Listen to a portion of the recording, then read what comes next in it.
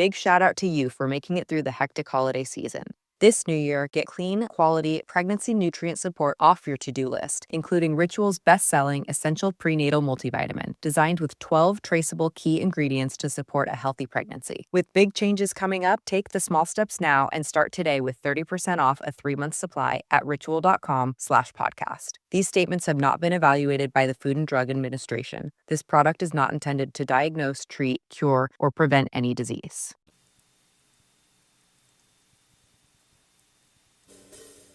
The best late-night conservative talk show in America, Sackheads Radio. And listen, there are no people better on the air to give you the best in conservative talk than Sackhead Shaun and Sackhead Clint. And we're working on the immigration papers for a certain other guy who happens to work here, too. For those who are tuning in around the world to the best in late-night conservative talk, Sackheads Radio. Hard too. Hard too. Radio. Radio.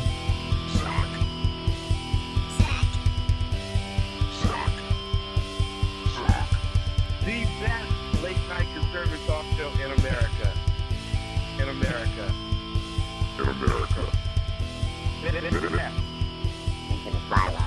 And in this web was a large, I'm pretty sure it was the biggest spider I've ever seen. Bingo, bango, bongo, Batman. Oh, that's a little hot. Let's turn that one down. Damnation.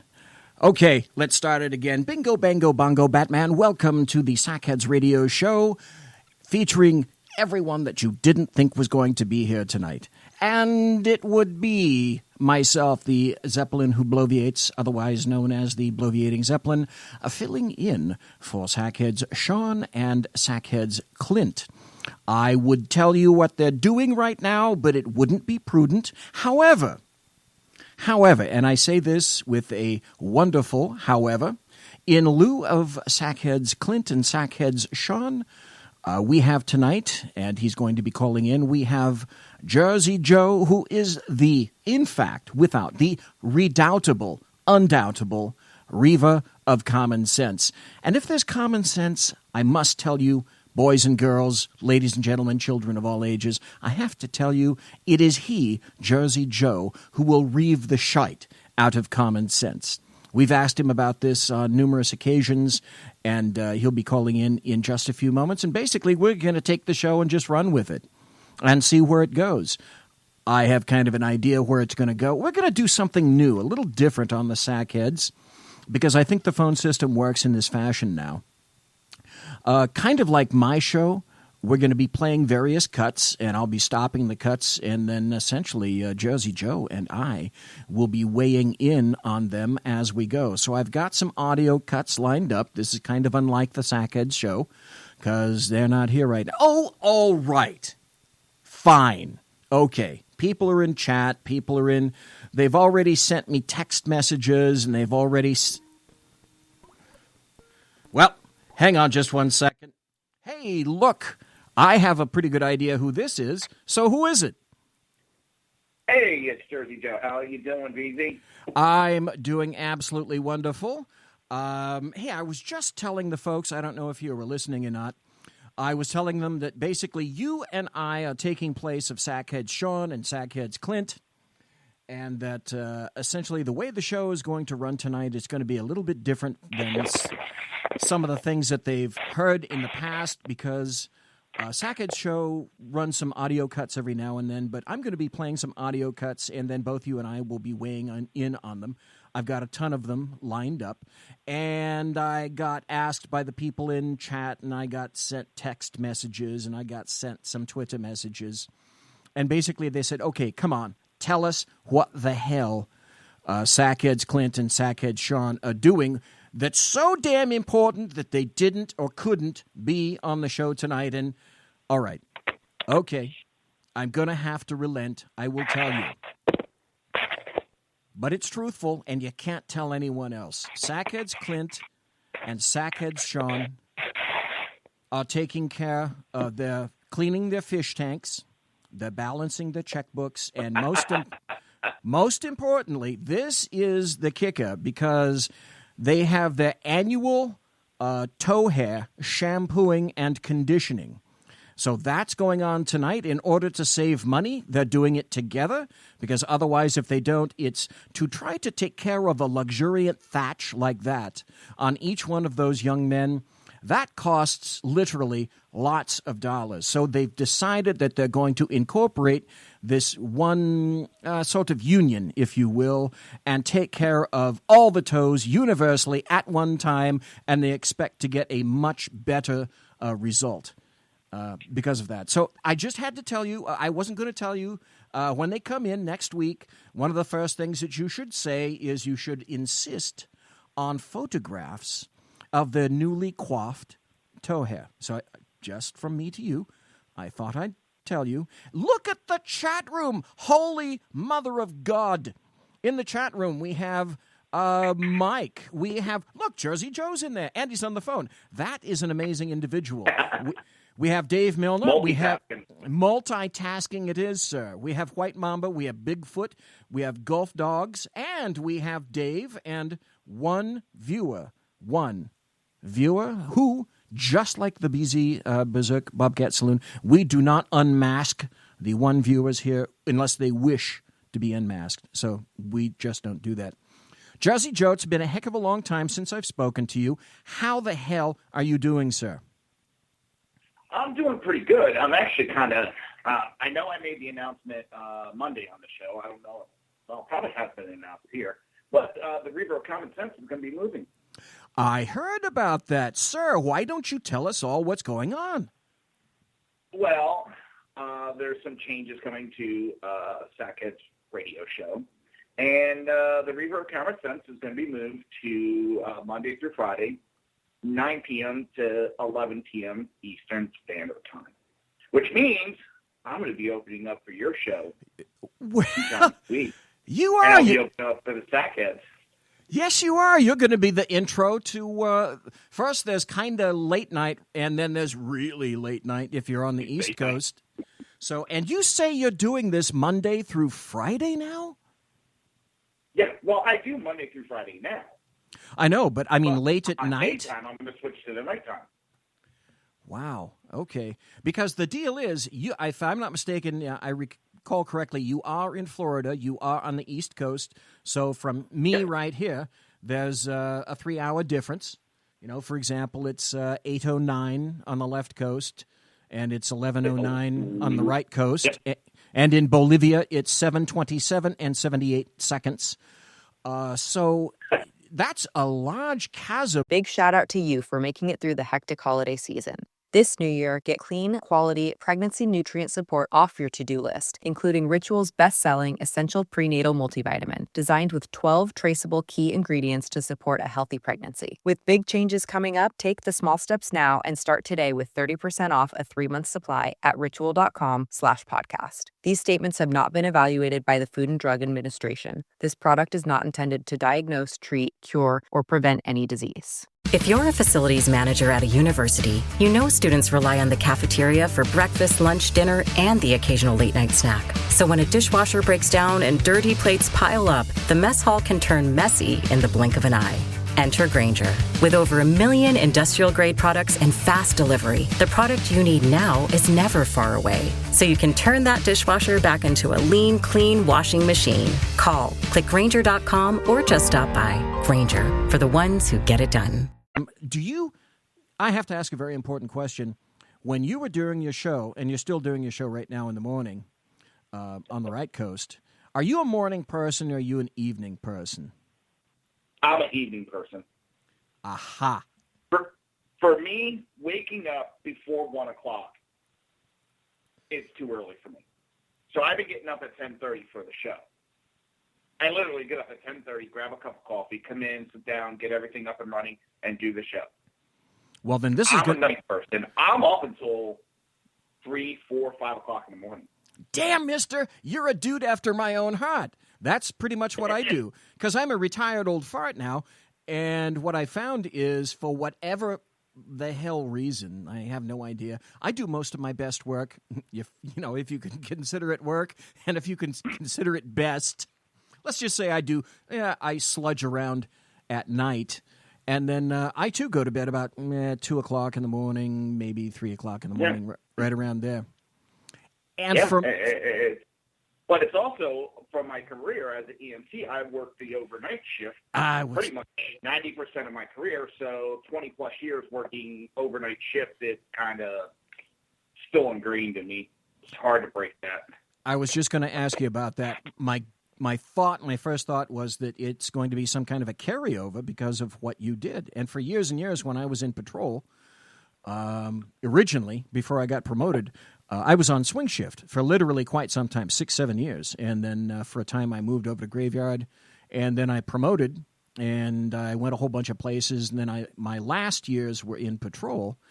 And the weird thing, this is so weird, the weird thing when I was a fat little dumpy sergeant in patrol, but I was working swings mostly, I would be the guy that would get the telephone call to work graveyards because all the young sergeants weren't interested in working graveyards. So, dude, I made bank my last, say, 4 or 5 years because they knew that if they called the fat guy for a sergeant shift on graveyard, because trust me, that wasn't terrible, absolutely terrible at all. Oh, no. But a lot of the cool crap went on graveyard, as you well know. They could not get the younger sergeants to work overtime. So the fat guy did. It's where the money is. It is it's also increased tax rates, but I mean, we discussed that one time too, the increased tax rate. But I never understood it. They would call me, I would take any shift, especially if it was the overnight, because for me, there was no bosses around. Oh, yeah. A lot of people that are listening right now don't realize how in like an emergency responder kind of thing, in that sort of a venue, not having the big dudes around, like the upper managers, the sheriff, the chief, the chief of paramedics, et cetera, the chief of the fire department that you're working for, they're not around. They're all going CP by at that time of night. So you get to kind of cruise around and do what you need to do when you need to do it. Golf Dog says... we would get in a lot of trouble. We would do hooker hunting. Trouble? And hooker hunting is, we would go into Trenton, go into the back street with the ambulance, and sneak up behind the hookers. And we would get close enough to them that they would be really able to hear and see us in a moment, but to the point where they couldn't hear our diesel. And as we got close enough, we would hit all the lights and sirens and watch them scatter, take off running, because they didn't know it was an ambulance. They just saw lights and sirens, and they'd take off running. It was amusing to us. Yeah, you guys didn't get any satisfaction out of that. White Mamba in chat, it's interesting, says the toe hair conditioning is quite expensive in California as well. I didn't want to go there, but now that you bring it up, Mamba, yes, that's one of the reasons that they were going to go together with that and sort of pool their resources and their funds, because after all, this is Fornicalia, and any damn thing over here is a hell of a lot more expensive than everybody else. Golf Dog says, I always knew the sackheads wouldn't make it. They're both drunk and living on the streets. I knew they would get big-headed fame. It's the fame. Don't ask me, but when you said they were going together for the toe hair conditioning, I just got this really sick image of Sackhead Clint and Sackhead Shaun holding hands and skipping to go get their toe conditioner. Well, okay. Oh. I'm actually going to reveal, because they're not here to defend themselves, so I'm actually going to reveal a highly important thing, and no one has any photographs of it because I think they do this at home, but they don't do it out, thank goodness.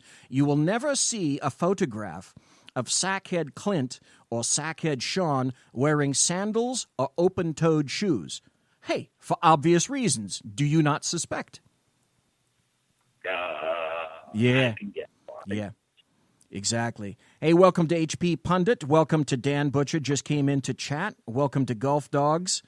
Good to see. Dang, there's a lot of people in chat. That's really good to see. I know. But as soon as they realize I'm on the air, they'll be out of here real quick. Oh. Well, the other fat man will scare boy. Well, listen, that would be me. That would be me. Oh, no. Listen, I've seen photographs of you. I put up another one of me just before the show. And listen, when you're talking fat, There's a reason that I'm the Zeppelin. That's all I have to say. There's a reason, and you're not. I know that already. Oh, no. Those are some old photographs. The newer ones, I thought about taking, I think it's Peter Griffin fat test, and I've thrown some objects up in the air and watched them start revolving around me. I think I'm producing my own gravity at this point. Well, all right. You never watched Family Guy, have you, for that? To prove that Peter Griffin's fat, the dog would throw up. First he starts with like apples and oranges, and then he just starts floating around his stomach, and he starts throwing like TVs. You know, he's so fat he has his own gravity. All right. I'll reveal something right now, heretofore unrevealed. When they do a BMI on me, it's in a public swimming pool. Just saying. Hashtag just saying. Hey, Jersey Joe, got a question for you, sir. Do you have any thoughts, say, on the recent Manchester bombing in Manchester, England, just yesterday?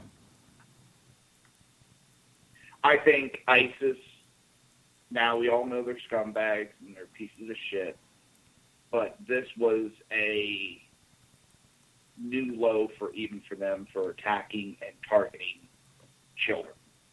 And I thought maybe this would have woken up even the liberals when it was children involved. And I'm shocked that the liberals are still trying to protect these scumbags and not attacking them. They're sitting there trying to protect them, and it's sickening. I can't believe they actually went after children. It's extremely sickening. It's extremely sorry.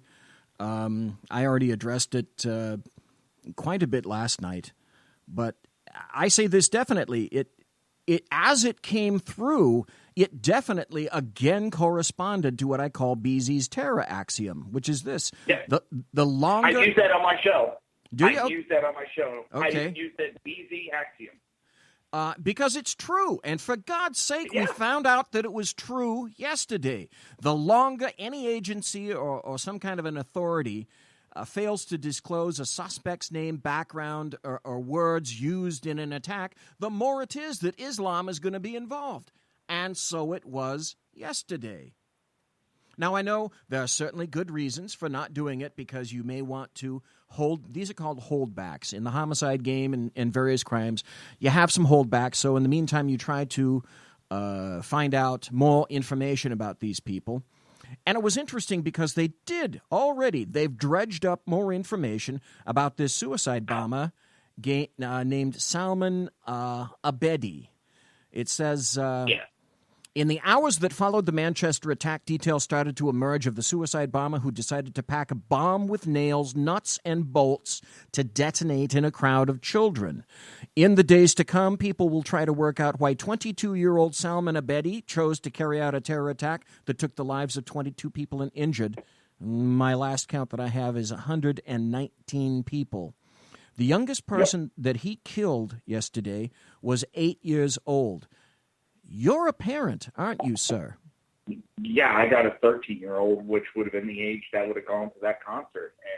And that I know I might be jumping ahead, too, a little bit, but this is not a lone wolf, which they've been trying to always plaster these attacks as. His family was involved. It was a family affair for them to do this.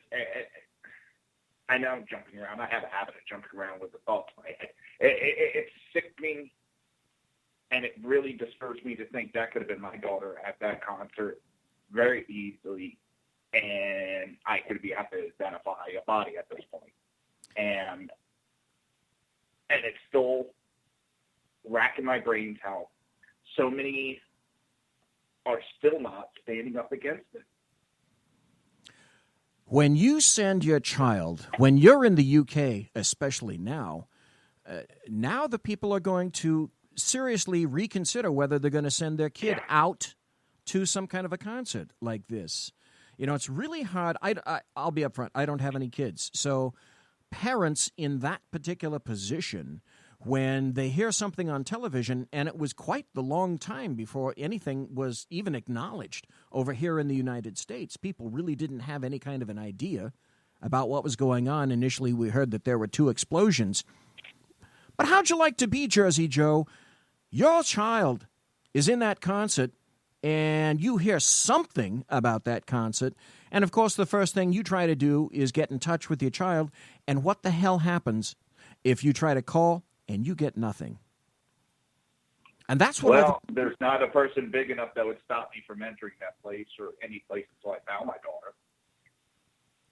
I can say that with utmost reality. And multiply that times the hundreds and hundreds and hundreds of parents whose children were attending that concert, and they were beside themselves trying to figure out, my God, is my child even alive?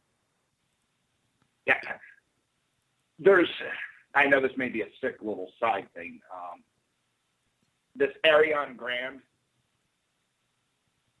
she had done a speech or 2 for Hillary Clinton and had talked to how Muslim was the religion of peace. Right. I'd like to know if she still feels that way after this. Well, people were saying that her spokespeople were saying she's not quite sure whether she's going to continue with the concerts or not, that she was shaken. No, she canceled them. Oh, she did cancel. Now. Okay. All right. Well, I wonder wonder still why. The difference between, does she think it's still a religion of peace or this disturbing, disgusting, excuse for mass murderers? Or is it the religion of pieces now, if you would have gone into that particular concert venue? My understanding is that it occurred kind of outside.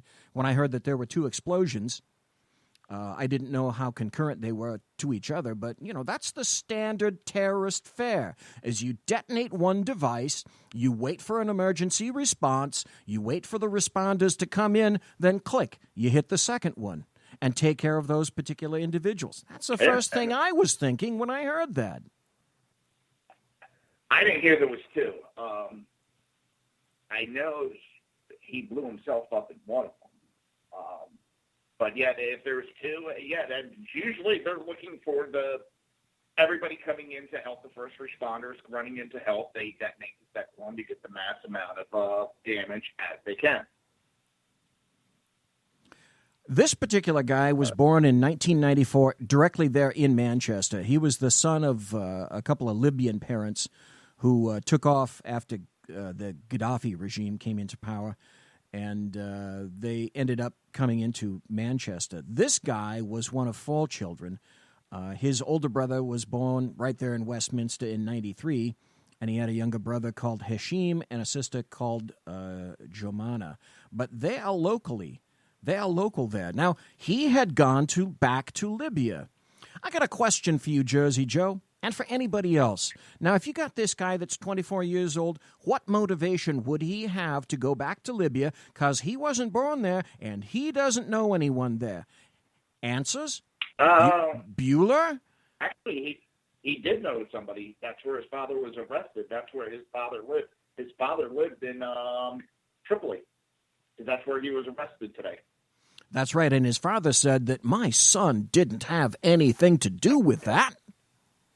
Yeah, the brother's been arrested, the father's been arrested. I think there's a total of 5 family members that have been arrested linked to this as all being a part of it. Yep, exactly. Now, the funny thing is they're saying that area where he was living is a bunch of social housing, and it has a bunch of students in it, and it's got its share of drug and violence problems. But they're saying that it's not on the biggest scale of another place that's close called Moss Side, and it's not a hotbed of radicalism. So what does that tell you also, Jersey Joe, about where this guy came from? These guys can come from anywhere. They don't have to come specifically just from an enclave. They can come from anywhere. You don't have to be right. He was born in the UK. Oh, that don't mean shit. He was raised with Middle Eastern standards. He wasn't raised with UK standards, so to speak. It is the upbringing, not always location. It's the upbringing that determines your values in life. Right, and just like that, there's something along the line that changes. There's one particular article that I'm looking at says that by 2014, Abedi was studying business and management at Salford University, but after 2 years, he suddenly stopped going to lectures and dropped out. Gosh, I wonder why that would be. I have a pretty good idea, don't you? Yeah. And of course, the other people said, well, he was a nice guy, but he kept to himself. Let's see. I think generally that's said about people like, I don't know, Hannibal Lecter, or other people that happen to be terrorists. How many mass murderers, serial killers you hear? Well, he was a quiet guy. He was a nice guy. We didn't really know him. He was all quiet over there in the corner.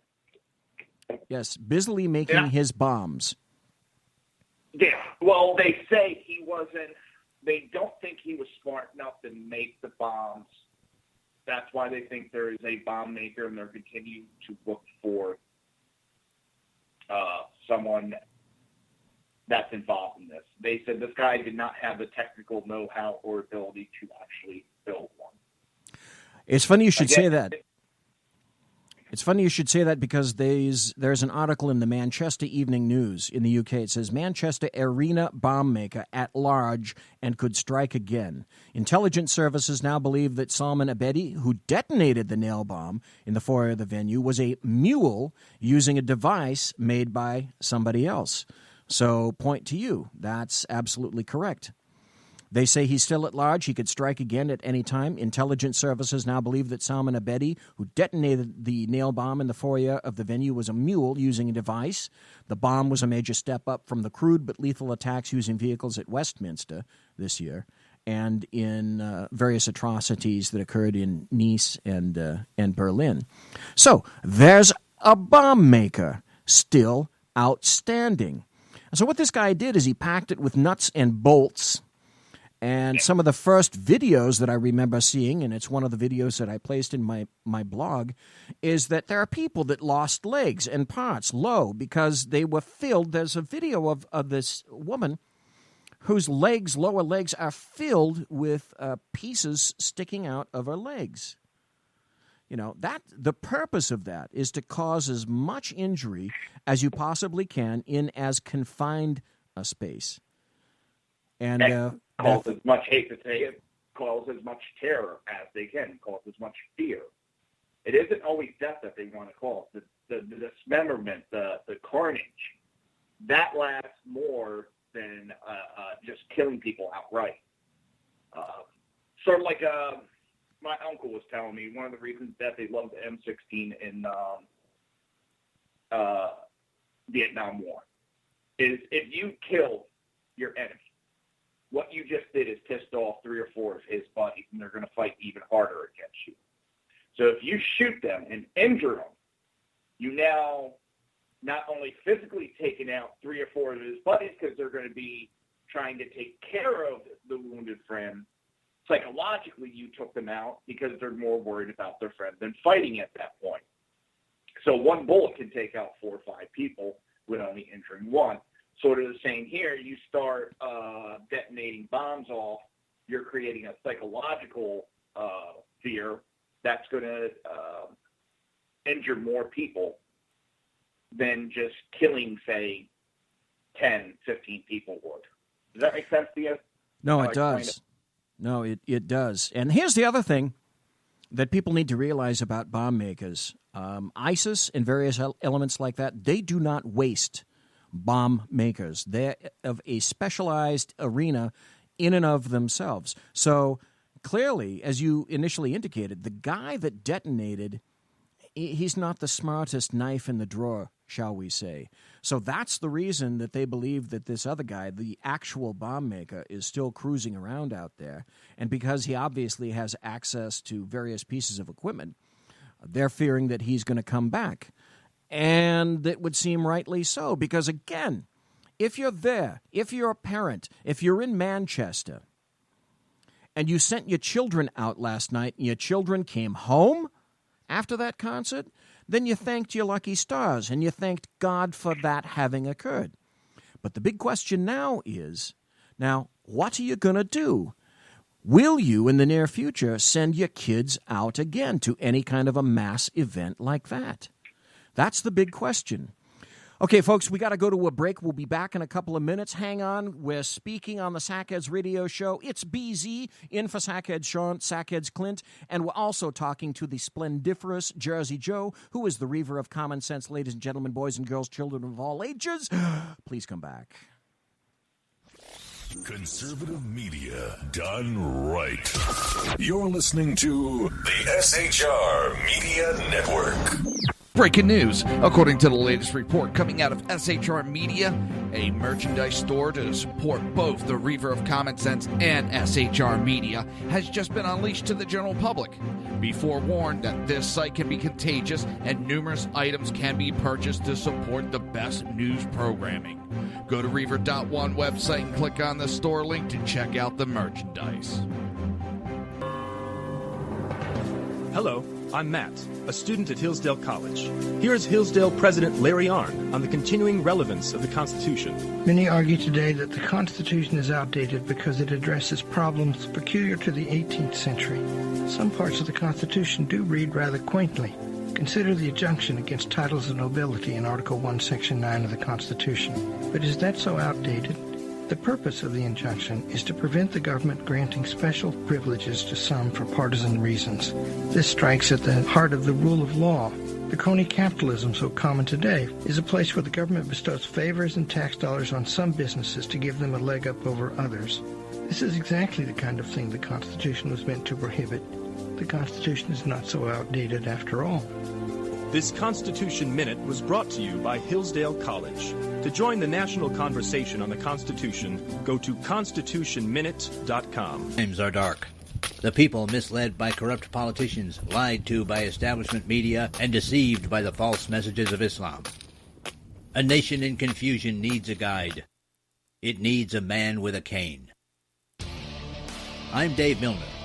Join me on Spreaker, SHR Media, High Plains Talk Radio, Live Rebooting Liberty, and YouTube for a unique brand of commentary on the unpleasant blind guy. Because truth is not always pleasant. In a world controlled by corrupt politicians. You got a business. You didn't build that. A team of ordinary men emerge from the ashes to give voice to the voiceless and hope to the hopeless. Sackhead Shaun. Dude, I'm not saying cough for the stupid promo. Sackhead Clint. All good friends of ours usually show up drunk. Also starring Socko as the producer. I'm a little bit drunk, 'cause I'm drinking. They are the Sackheads Radio Show. Every Wednesday at 8 p.m. Pacific on shrmedia.com.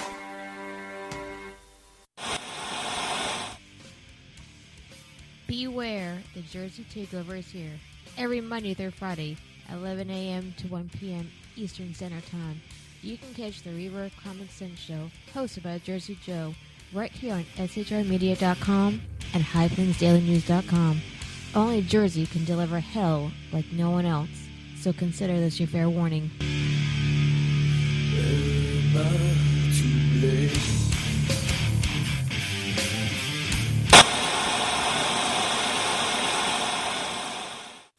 Conservative media done right.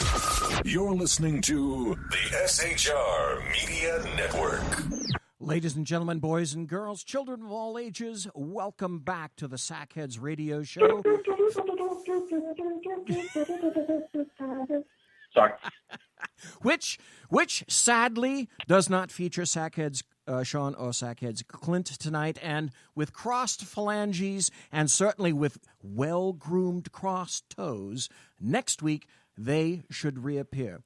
So tonight, in lieu of that, we have Jersey Joe, who is the Reaver of Common Sense, and has certainly been reaving his sense off as he's come in here. So it's going to be he and I tonight in the Sackheads Radio Show. Thanks to everybody in chat.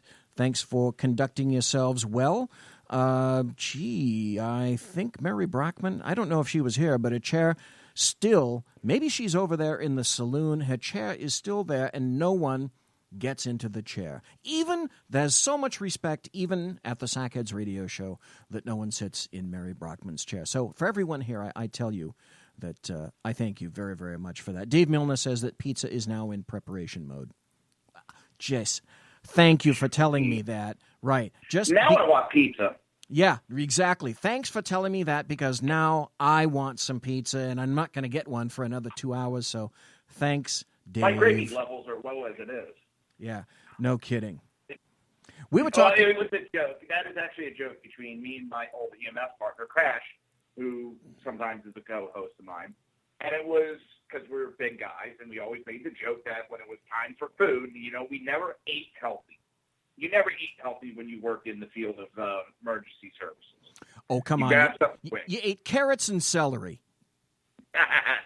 But we would make the joke that our gravy levels were dropping and sugar levels dropping. Well, we ate so much bad food it was gravy instead of what? Or sugar. Well, I used to quantify the 4 basic food groups as sugar, fat, starch, and gristle. And I was a devotee of each one of those groups, let me tell you. As a matter of fact, still am. Coffee. Oh, coffee. Oh, hell yeah. In terms of my wife, I never did the coffee thing, but oh my God, my wife. Holy mother of God. Oh, yeah. Oh, yeah. Well, I would do, on volunteer, because I was deputy chief, we were shorthanded. I would go on duty Friday night at 7 p.m. I would get off duty Monday morning at 6 a.m. Now, most of the time I didn't sleep. So how I would get through that was we had a Dunkin' Donuts right next door to us. Oh, how convenient. So every couple hours, I would go over and grab 2 extra large coffees, 2 Red Bulls, and 2 Stacker 2s.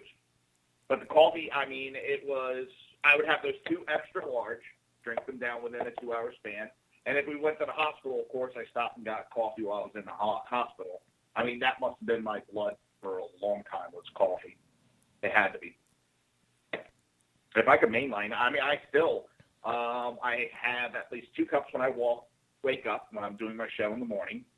I have 1 cup before I leave about 2 o'clock to go pick my daughter up. I have one when I get back, about 5 o'clock I have one.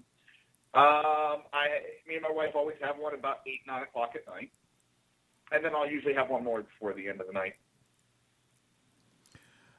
I think I'm a coffee addict. Do you remember something called Jolt Cola? Oh, yeah, Jolt. Oh, Jolt. Do they even still make Jolt Cola? Yes, they do. Okay. I haven't seen it in a long time, but I've heard from the Northeast they still make it. Okay, I'm going to tell you my quick Jolt Cola story. A long time ago in a galaxy far, far away when I was still working patrol in the north area for the Sacramento Sheriff's Department, I stopped at 7-Eleven on Madison Avenue en route to the North Station, and I got a 6-pack of Jolt Cola. I drank one in the car on the way over there. Then I went and then I worked out. I came back, and before briefing, I had a shower, and then I drank a Jolt Cola right after the shower. Talked to a lot of people, went back, went into briefing, started my 3rd Jolt Cola, didn't finish it, went back out to the car. There are 25 tickets in the standard ticket book in the state of California when you write citations. And so I had 2.5 Jolt Colas yet to go. I downed the other one, and by the time I'd gone through about the next 3 hours, I'd gone through an entire book of tickets because I also had the 5th Jolt Cola at the time and went through an entire ticket book in one night. That's something that even CHP doesn't do per shift, is run through an entire ticket book in one shift. The dispatcher that night wanted to kill me. 48 David with an update. 48 David with an update. 48 David with a vehicle stop. 48 David with a vehicle stop. That's me and Jolt Cola. Coffee? Not so much. Well, the Stacker 2s and the coffee and the Red Bull. We were ripping out calls. Dispatch, you have any more calls? Oh, shit, no. All right, we're going back to... we're here that call. We'll take that call instead. You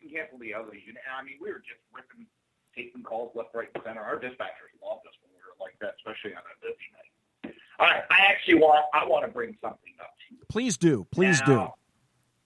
Democrat Senator Murphy was out running his mouth recently, and he was talking about Trump's rhetoric could lead to an attack like Manchester in the United States, which brings me to the point. Then he's saying that Obama's rhetoric is what caused us to get those many attacks during his time. But that's not exactly why I bring this article up. And I played the audio during my show today. During his big spiel and talking about Islam and Europe, he turns around and says one of the reasons there's an issue is because Europe is segregating Islam into communities. Are you kidding me? I shit you not. That is what he said, because I stopped it. When I play this stuff, I don't pre-listen to or read most of the articles because I want the natural reaction of the audio and everything. And when I heard that, I just stopped it. I was like, they segregate themselves. They're the ones that create the no-go. But he's trying to create this sympathy. And that's why I've been saying it a lot lately. The only thing the Democrats are for anymore is they want to protect criminals. They are protecting terrorists anymore. They're making excuses for terrorists. They're not for the American people. They are only for criminals and terrorists. That's it. And it goes to, I decided to create one of my own axioms after you, a Reaver axiom. And this is one I've been saying for years, that when you see a Democrat accusing a Republican of something, you better look behind the curtain, because that's what they're doing. That's how they know what the Republicans are doing, because they're doing the exact same thing. And yet, here's the funny thing. Now, I know why that's done for a lot of other classes and titles, so to speak. But Muslims, I wonder, do they really think that Islam is on its arse attempting to vote for all the Democrats they can? I don't quite think so. I don't know. I think they are voting in the Democrats. I really do. They may not like the Democrats. They don't like anybody but themselves, but it's in their best interest to vote for the Democrats. It makes their terrorist jobs easier. It does, but I don't think that you'd call yet Islam of any kind of a real significant voting base at this point. I think essentially what they're doing is they're going back to the GAUP bottom line of it all. I call them GAUPs, guilty, overeducated white people, and that's essentially what they are, the elitists across the pond over in the EU, the European Union, and the same thing for the elitists over here. We were talking about they meaning many Muslims, segregate themselves into various enclaves, and it's occurring across the pond in the UK and various EU nations there. There's an article, and I just brought this up, from thecollegefix.com. And when you said that, it immediately made me go to this. Here's an article whose headline is, Black Students Demand Segregated Spaces from white students. From white students. They want segregated safe spaces. Black college students... Harvard has a separate graduation for black students this year. Yeah. Black college students across the country demand that they be segregated from white peers, calling for safe spaces on campuses meant only for so-called students of color. The requests for segregated spaces are found among some of the demand lists put forth by students who took part in protests this past fall. They're demanding to do exactly what Martin Luther King did not expose. And he gave his life for. Yes, we have gone full fucking circle in this. Now, the student has become the master. It's insane. Well, the Democrats tried to stop, ending segregation. They did everything they could to stop the ending of slavery. They wanted segregation to keep going. So they lost all those battles. So what do they do now? They have convinced the same people they want to be segregated from, convince them that they're out for their best interests, and convince them that's the best way to go is segregation. So the Democrats are getting exactly what they wanted back in the 60s, segregation. Except this time, they convinced the black people to mandate the segregation. It's gone full circle. It's gone from a reasonable amount of sanity to some insanity. This is exactly what Martin Luther King fought against, and all the other people who were aligned that are still alive today with Martin Luther King. So where do we hear, say, the Reverend Al Sharpton on this? Where do we hear, say, Jesse Jackson on this? Do you not think, sir, that they are conspicuously silent on it? Yeah, that's amazing that they're so quiet on it, because you would think they'd be screaming, racism, but they're dead silent. It essentially means for these people, unfortunately, that melanin trumps all. And Beasy has another axiom. It's called the equality axiom, and it's very, very simple. And it goes like this. No one is equal until everyone is equal. And we are not equal in the United States. And we are not equal in the United Kingdom. There are many enclaves. When people say, you go to Snopes, for example, and Snopes says, no-go zones, that's a falsehood. Oh, really? I guess the people at Snopes don't look at videos that are in YouTube, on Twitter, on Facebook, in Sweden, Norway, France. There was a video that absolutely enraged me. Perhaps you saw this too. There was one of a number of the Somali Muslims that were in an enclave, so to speak, because that's all there were to be seen around this particular patrol car. And they busted out this cop's windows of the patrol car, attempted to drag him out of the patrol car. He got out, and all he did was put up his arms as they threw things on him and tried to hit him. Are you kidding me? Are you kidding me? Is that how degenerative the Western societies have become in the European Union? And I'm afraid to say the answer is yes. The answer is yes.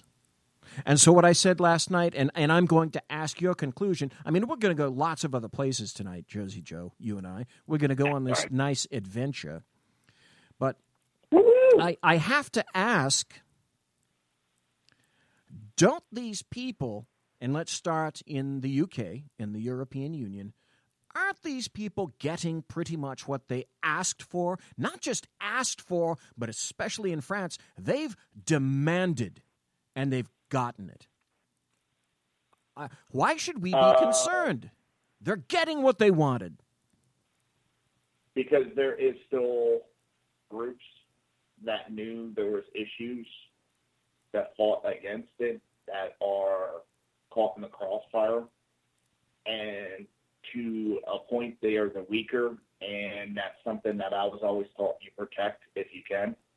So yes, there is a large group that pushed for this in France, but there's still a group of people that didn't ask for it that are getting punished for it. Certainly. That's exactly true. That's exactly true. It's like what I said about what happened in Berkeley. You know, and I will never forgive the Berkeley police chief, the UC Berkeley chief, and the mayor of Berkeley, California, for this, having told their troops to stand down. That's bad in and of itself. Worse is when I see videos, especially of supervisors, because I'm really sensitive to that, because I retired as a sergeant. I watched videos of supervisors standing by, watching violence occur in front of them, say 2 blocks away, and they weren't doing anything about it. So now what we fear is happening in the UK, folks, I'm saying it's already happening here, because this is all it would have taken. And I said it before. You've seen it, Jersey Joe, and I imagine everybody listening live right now and in chat in the podcast, they've seen it too. All it takes is one courageous individual to rally his or her troops and say, this can no longer stand. I'm not going to allow this to occur right in front of me. Here we go. We're going into the fray. And trust me, when one person breaks rank and goes in as a supervisor commanding the small cadre of troops, trust me, the rest of them are going to follow. Because all it takes is a leader.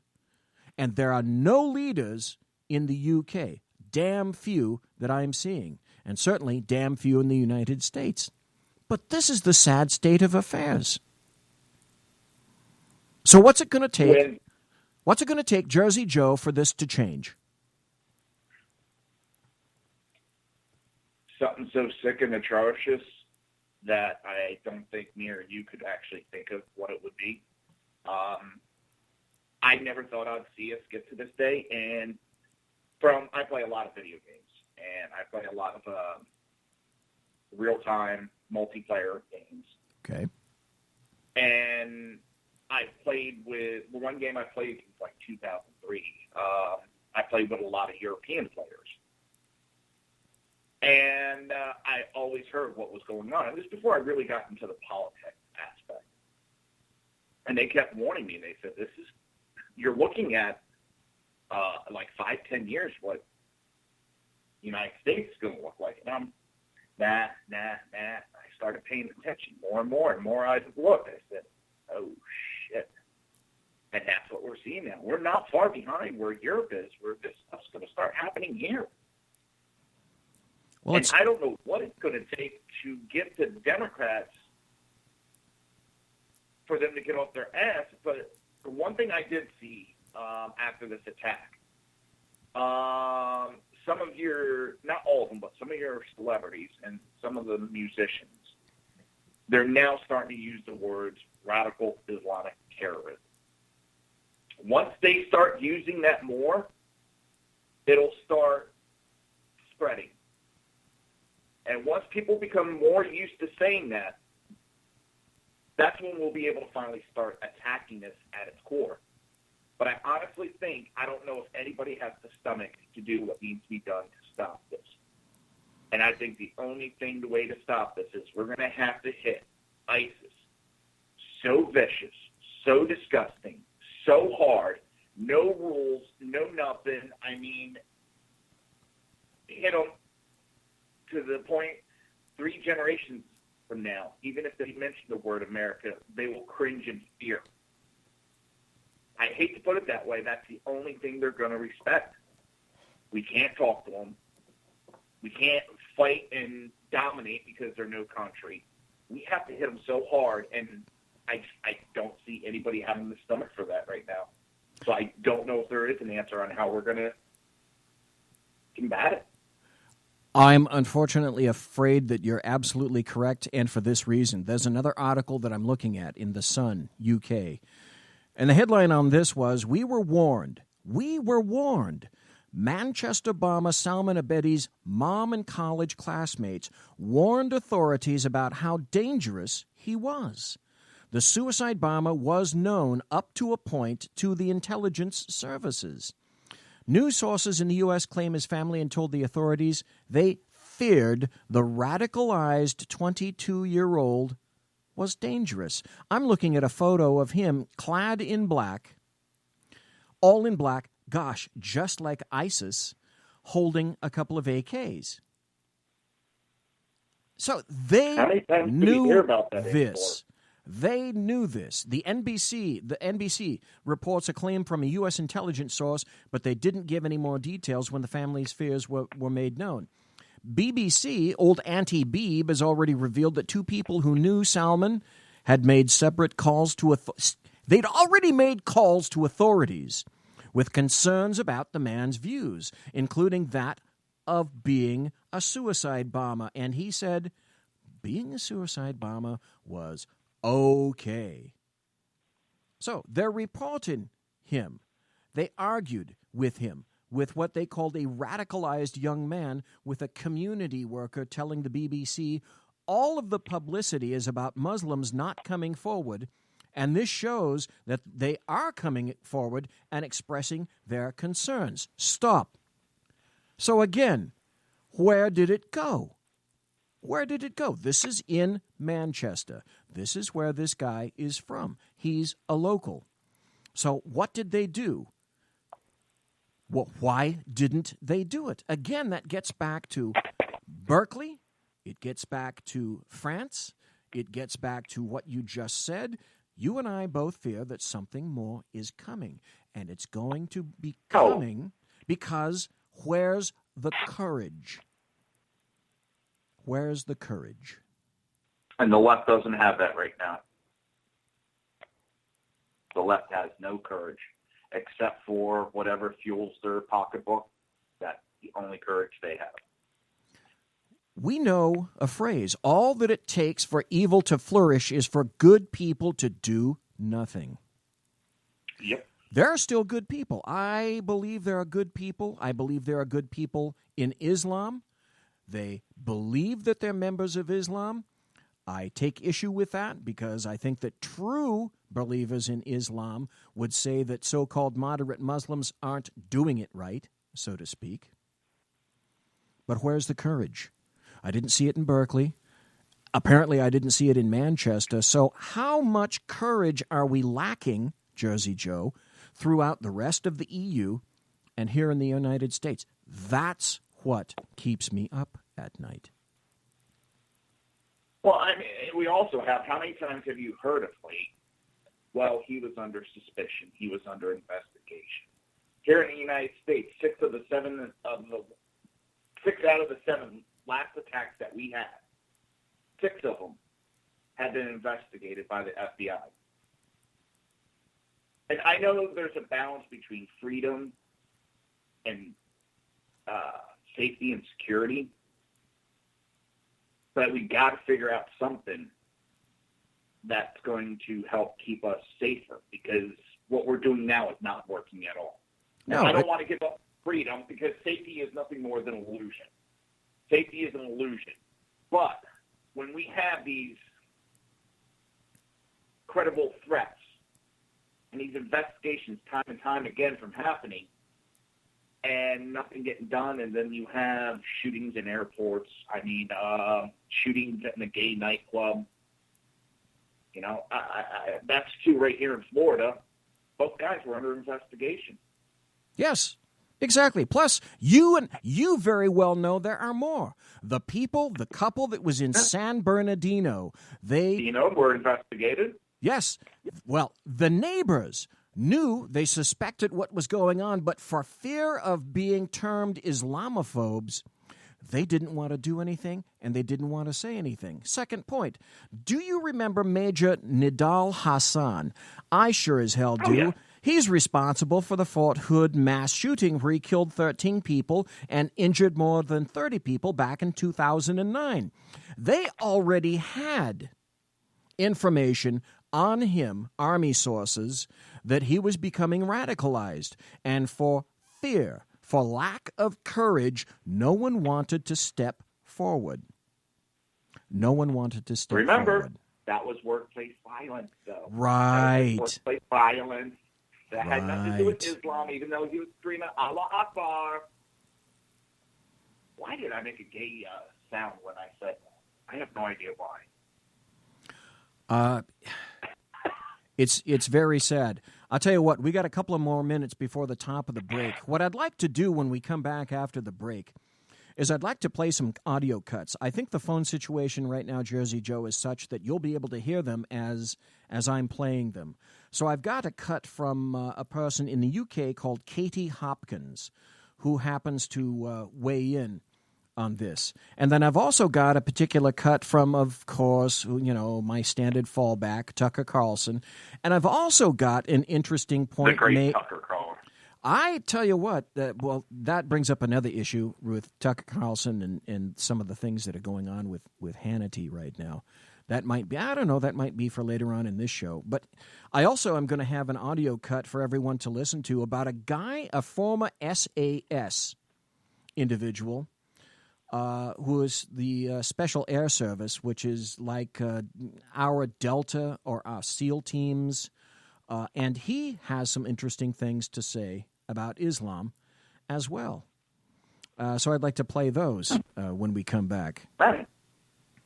Sounds perfect to me. Sounds like a plan. You know, the funny thing is, and maybe I'll kind of wrap it up like that, I say Islam is as Islam does.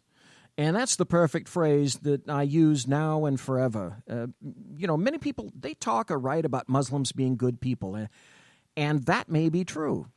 But I say that those people who are termed moderate Muslims are not good practicing Muslims as demanded in the Quran and the Hadith. So it shouldn't come as any kind of shock that Islam is judged primarily by acts committed in its name, just as violence and death committed in the name of, like I said last night, let's say Catholicism would be equally evil. Islam's foundational precept is I against my brother and I against my cousin, I and my brother and my cousin against the tribe, I and my brother and my cousin and the tribe against the outsider. Islam is, without a doubt, and I'd like to get your final weigh on this before we go to the break, Islam, in my opinion, is a social, cultural, and political system and ideology that is masquerading as a religion. What do you say, sir? I think what we have right now is being masqueraded.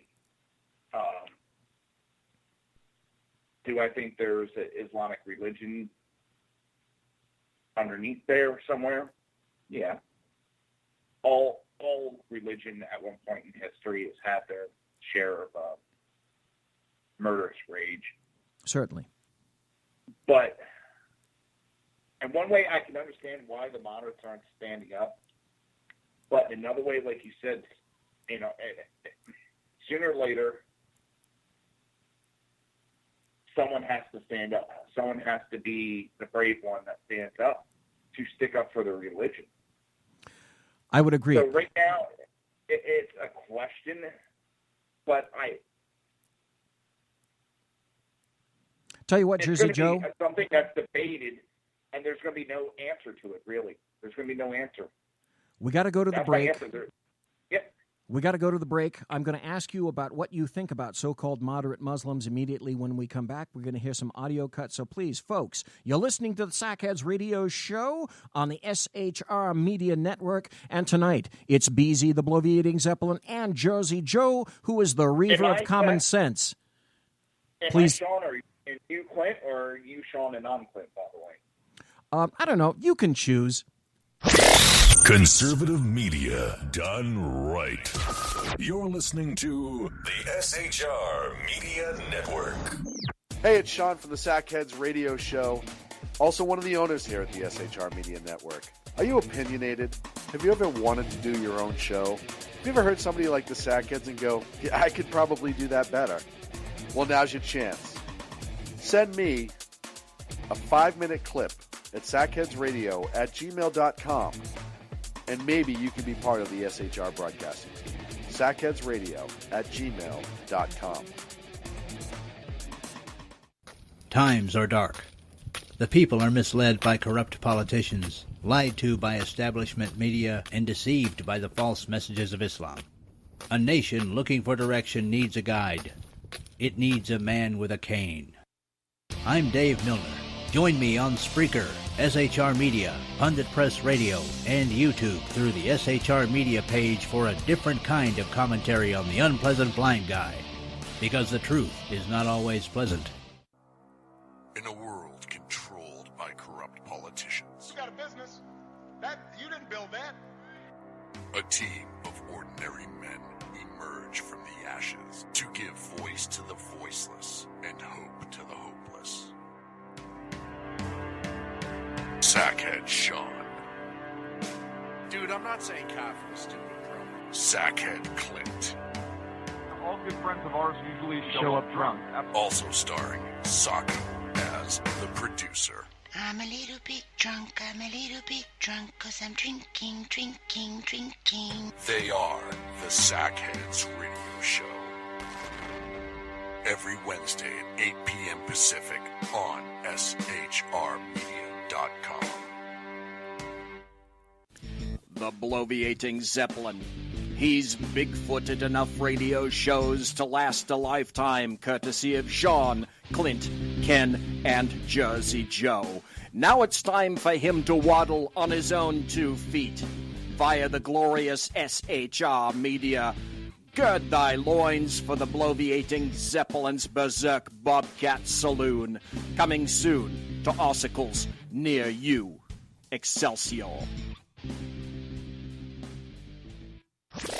Conservative media done right. You're listening to the SHR Media Network.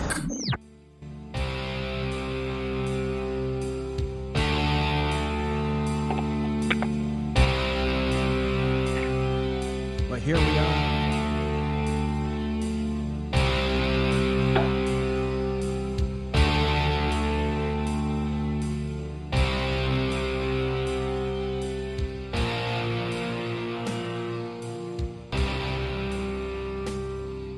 Well, here we are, and we are back. It's BZ, the bloviating Zeppelin, along with Jersey Joe, the Reaver of Common Sense. You're listening to the Sackheads Radio Show on the SHR Media Network. And Jersey Joe and I have been talking about all sorts of things. We have a ton of people in chat. We got Bigfoot, we got Dave, we got Golf Dogs, we got Kerry Baxter Donovan, we got Jersey Joe, who's in chat and speaking to us right now. We have White Mamba and one viewer. And we have one viewer who refuses to be identified, and that's okay with us. Hey, and welcome to chat, Kerry. Hey, we were talking about moderate Islam. Do you have any particular thoughts on moderate Muslims and where they fit in, whether they fit in at all? I think some of the terrorists are hiding behind that moniker, and I think some are being held hostage behind it. I would say you're absolutely correct. And that's a good way to put it. I try to put myself in their place. If I was a moderate and I have my wife and kid, knowing if I speak up, especially if I'm the first ones to speak up, my family's going to get tortured, killed, maimed, murdered. Could I speak up? As much as I want freedom, could I do that to my wife and kid? If I knew doing my show and speaking up was a death sentence for my wife and kid, yep, I don't know if I would have the courage to speak up, because at that point, it's affecting their life for me to speak up. Could you speak up knowing that it can cost, hypothetically, as you said, you had no kids. If you had a kid, could you put your kid's life on the line to speak up? And that's where, in those particular countries, in Middle Eastern countries, because the other thing that I think everyone realizes, or if they don't, they should, is the bulk of Muslims live in Indonesia, and the fashion that they practice Islam is, at this point, mostly markedly different from the way that Islam is practiced in the Middle East. Yes, they obviously striate into Sunni, Shia, etc., but specifically in those countries in the Middle East, yes, if you're an individual who you somehow quantify yourself as a moderate Muslim, and you might even be secular, you might even be you may even be an agnostic kind of individual, but trust me, you're going to learn about as much about Islam as you possibly can, because you need to give the right answers when you're braced. Now, that said, just like you indicated, Jersey Joe, I completely understand where moderate Muslims sit there. The biggest question I have is, in Western countries, where are the moderate Muslims? Because they don't much have to fear about being shot in the head. Where are the moderate Muslims in the United States? And where are the people covering the moderate Muslims and what they're saying? They have an opportunity in many nations that much of the Middle East does not. So when I talk about a moderate Muslim, I'm talking about an individual who has an opportunity and makes, in my opinion, an active choice not to do a thing. That's my issue with the so-called moderate Muslim. I would agree with that. I would agree. In the United States, they do have a less chance, but the chance is still somewhat there. I mean, and look at the shit that's going on around here. There's still stuff that happens here that shouldn't happen. There still is a risk. Is it lessened? Yes. Should they speak up? Yeah, they should. It's going to take a brave enough man to do that. I wrote a blog post early last year, or 2015, I'm not quite sure. It was called The Myth of the Moderate Muslim. And essentially what I said is that, in my opinion, there is no such thing as a moderate Muslim. If you do, in fact, read the Quran, it's interpreted. I have two separate interpretations of the Quran and one interpretation of the Hadith, and I've read both, and I've made notations in both of them. I've tried as hard as possible not to make quotes here on the show because it can really, really drag down the pace of a show, for example. But I don't see that there really are in the Quran moderate Muslims. Now, there are those people who practice what they consider to be a version of Islam which does not adhere to the predicates of violence. Those are good people. They may call themselves moderate Muslims, but again, if you're reading things and making what I consider to be a proper interpretation of the Quran, they're not doing it right. That's where I came up with the story, with the title, The Myth of the Moderate Muslim. People call them moderates, but I submit that perhaps people who are saying that there is a moderation or there is such a thing as a moderate Muslim, they haven't read the Quran and they haven't read the Hadith. They may know good people who are Muslim, and I'm not saying that there aren't a ton of good people who are Muslim. All I'm saying is that in the eyes of those who are strict constructionists, they're not doing it right. And that's why I'm disappointed about moderate Muslims in the United States. They have the freedom to do that, and they, in my opinion, have made an active choice not to do it. Because to not do something is still a choice, and they've made it. Yeah, failure to act is still a choice, and it's. But even if the moderates speak up, I mean, if you look at the numbers, it's a small amount of these quote-unquote extremists within that's causing the problem. But at the same time, what was it? Only like 4 or 5% of Germans were Nazis at the beginning of World War II. That's right. It doesn't take a large percentage, really, to cause havoc upon the world. That's right. And you make an excellent point, because it was a small percentile of Americans who were tired of the British bullshit who decided that they were going to fight back as well. Historically, yes, you're correct. That's always been true. Absolutely correct.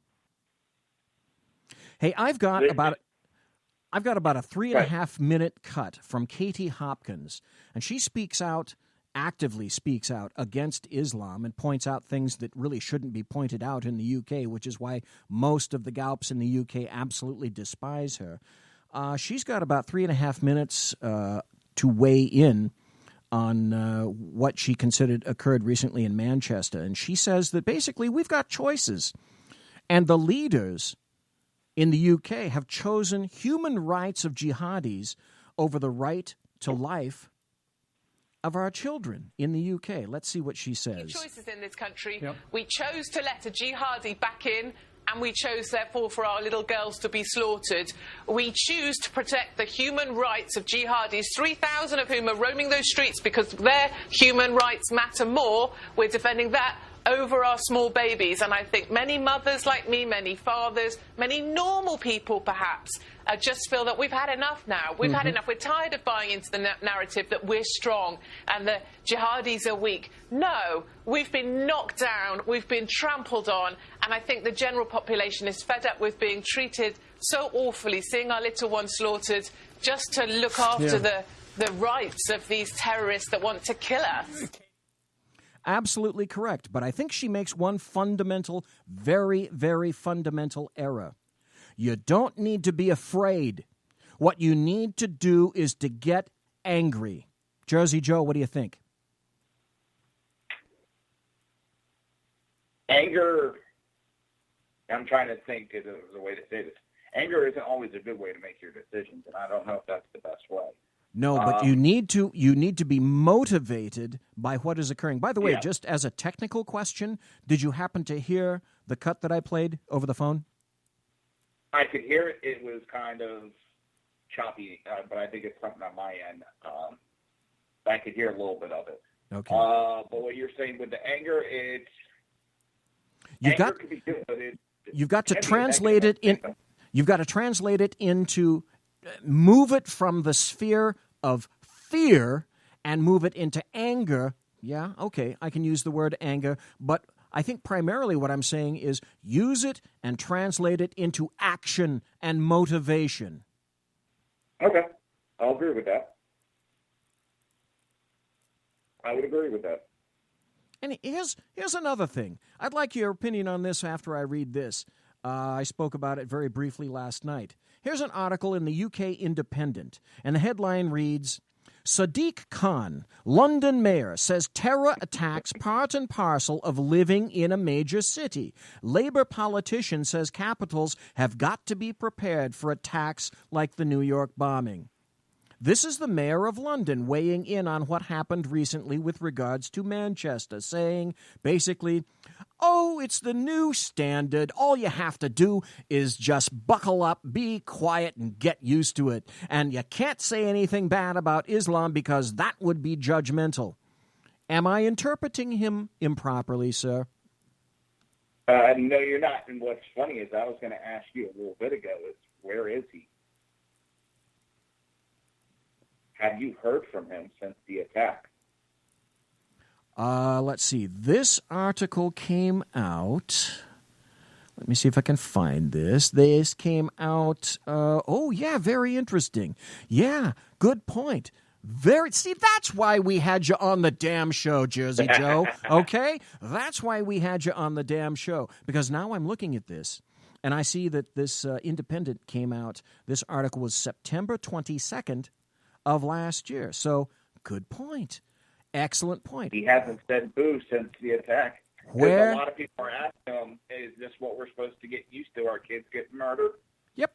And he's nowhere to be found. Yep. Well, that takes courage, doesn't it? Oh, yeah. I think it's actually, and I don't quote me, I go through so many articles during the daytime that there's a lot of times I'll catch bits and pieces of an article. But it was, I want to say, a politician in the UK that was asking where he was and why wasn't he speaking up. They've woken up. Maybe it's enough that it's slapped around enough of the British that it woke them up out of this daze of love me tender, everybody get along, kumbaya bullshit that the EU's been selling them. Because they've had some small little things happen in England and the UK. But right. I believe this is the first one of this magnitude that I have to say, maybe they needed to get their heads out of their ass on this whole kumbaya bullshit. Sorry to put it that way, but... Well, they lost 56 people in the tube bombings. That was a couple of years ago. The tube bombings occurred in London, and then, if you remember, they also occurred in Madrid as well. Those were a number of bombs in that. But Sadiq Khan is saying, basically, this is the new normal. This is what you have to get used to.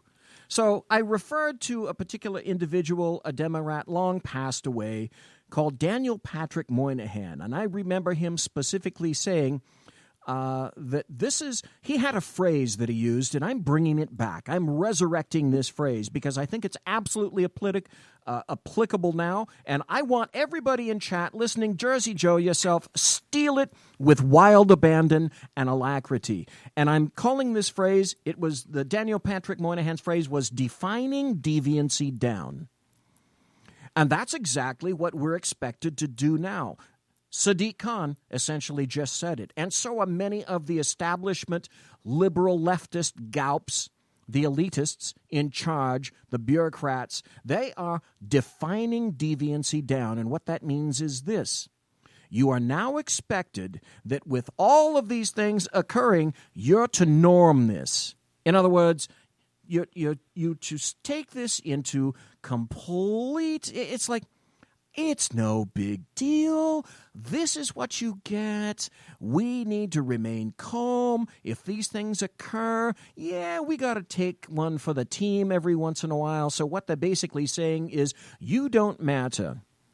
If your lungs get blown out by a bomb, you're doing it. You're sacrificing. You're taking one for the team because we need to do that in order not to seem harsh and judgmental. Defining deviancy down.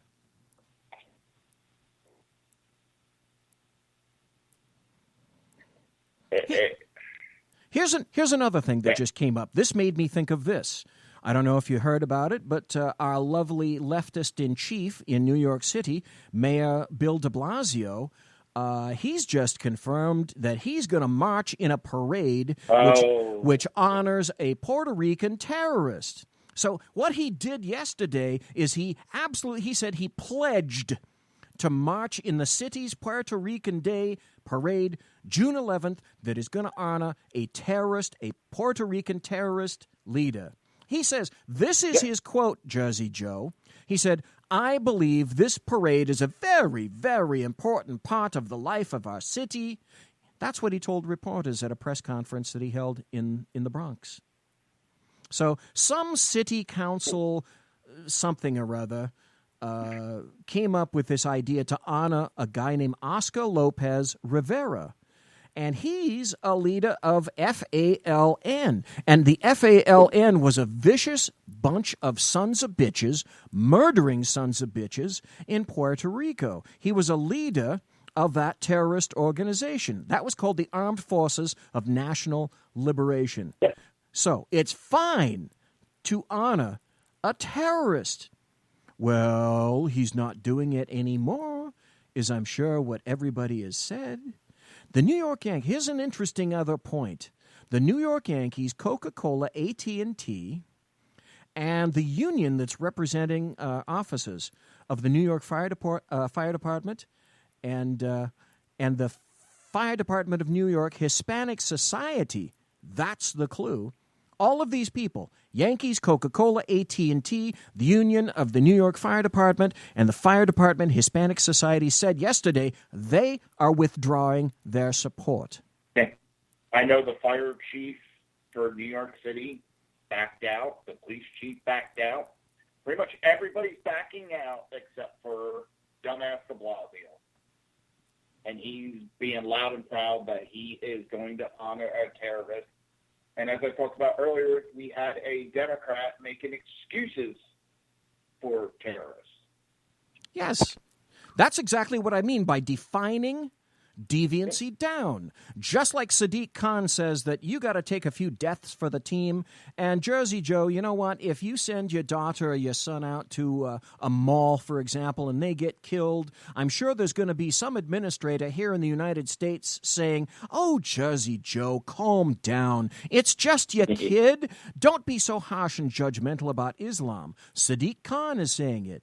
Mayor de Blasio in New York City is saying it. These elitist fucks couldn't care less about you, your children, when it regards political correctness. Actually, I want to back up on my earlier statement. Do you know when we will finally take serious and end terrorism? In the United States, or do you mean in general, or in the United States? In general. In general. Okay. Now, I can answer about the United States. Here's what it's going to take in the United States. It's going to take another mass casualty event. And by mass casualty, I don't mean a paltry little 100 or 200. I mean really good meat. I mean lots of death and grisly flesh. I mean it's going to take a good 1,000 or more citizens in the United States of America to be blown up or turned into atoms. It's going to take a nuclear pit 500 to 600 feet wide, made radioactive for the next 100 years before we fucking pay attention in the United States of America. I'm afraid that's what it's going to take. Before that. And I don't foresee that attack ever happening again, because even Al-Qaeda admitted that was their biggest mistake. They did not foresee us going over there and attacking like we did. They thought we would fall back into ourselves. They had other attacks of the same magnitude set up to happen. They canceled them once they realized that they had woken up the giant. So you're not going to see huge attacks. What's going to cause finally, whether it's the European Union or the United States, is when one of the politicians or their kids get killed in one of these attacks. That's when they're going to take it seriously, and then that's when they're going to step it up.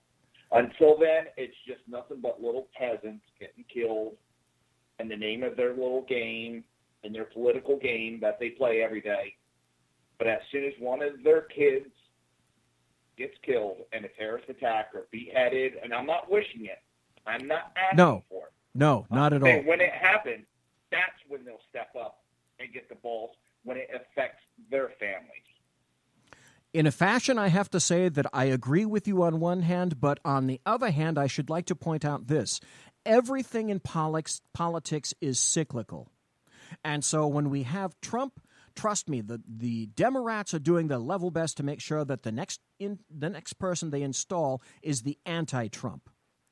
And so it's going to cycle all around again. And what was done by Trump will attempt it to be completely undone. And the viewpoint is going to go back to that of Obama. And whether we like it or not, we're a psychotic nation because we tend to go in 180s. And certainly history has proven that to be true because we are on a pendulum of sorts. Right now, things are going fairly well for the conservatives. We've made a good installation in terms of SCOTUS, but as we all know, that changes. Everything changes. And when we go back, not if, but when we go back on that pendulum once again, then you're going to see resources removed, diminished. And these people are not stupid. And when I say these people, I'm talking about Muslims. Let me be specific. These people are not stupid. They know how to manipulate. They know how to wedge themselves into a society. They know what to do. They're not shy about telling us. They tell us to our face every day. We're just not smart enough to fucking listen and to understand what they're telling us. But I'm afraid it's going to come around again. And I'm afraid it's going to be bad. And I'm afraid that the chance... See, I can tell you, frankly, that there are at least 20 fairly major events of which I am familiar and I cannot speak of from people that I still talk to that have been avoided here in the United States with this caveat. All it takes is for one of these incidents to work and cook off. And we're going to have a terrible event again. So we have to win every time. All they have to do is win occasionally. That's a huge onus on us. But we cannot, here's the other thing. Liberty, freedom, and security are a scales. And we are constantly attempting to find the proper balance on this set of scales. And it's a tough thing to do.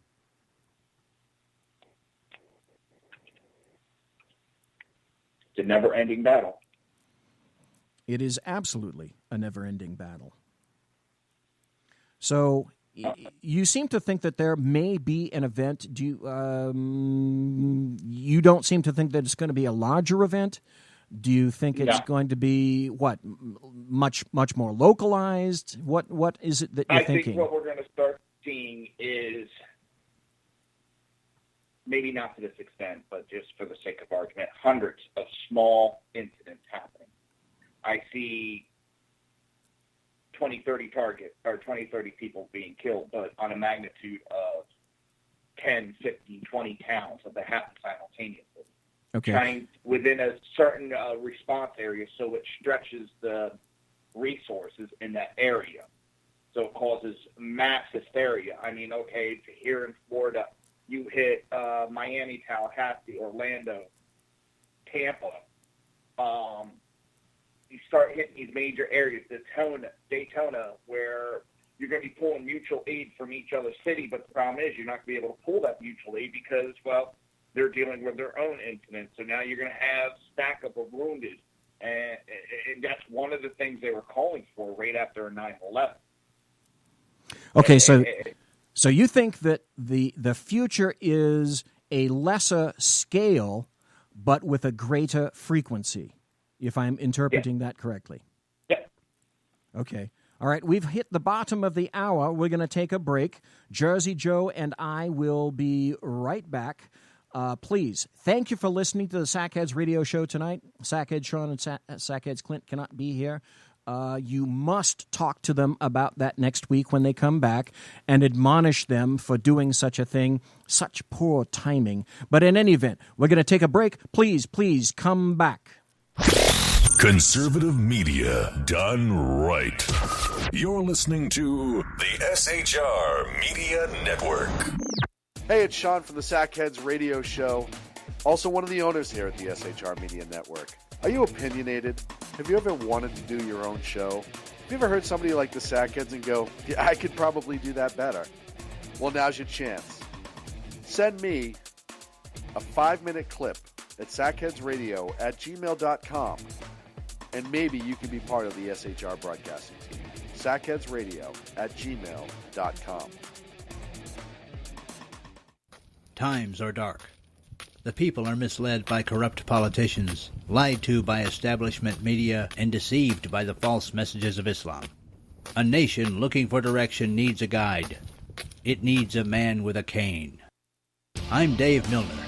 Join me on Spreaker, SHR Media, Pundit Press Radio, and YouTube through the SHR Media page for a different kind of commentary on the unpleasant blind guy. Because the truth is not always pleasant.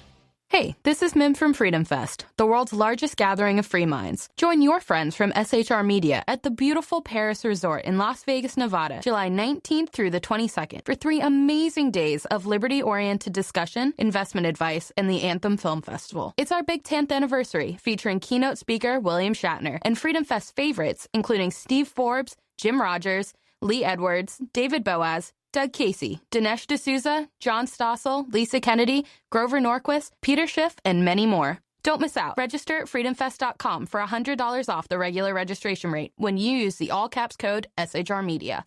Featuring right thinking from a left brain and doing the job the American maggots won't. BZ is fundamentally changing America one diaper at a time. Just when safety pin manufacturers are running out of metal for the diapers of the leftists, where the speech is free, but the drinks are not. The Bloviating Zeppelin's Berserk Bobcat Saloon can be heard every Tuesday and Thursday night, commencing at 11 p.m. Eastern and 8 p.m. Pacific, where pushback is a requisite art form in and of itself. Let your ossicles be truly liberated when you listen to the Bloviating Zeppelin's Berserk Bobcat Saloon, only on SHR Media Network. No ferrets were harmed in the making of this ad. Conservative media done right. You're listening to the SHR Media Network.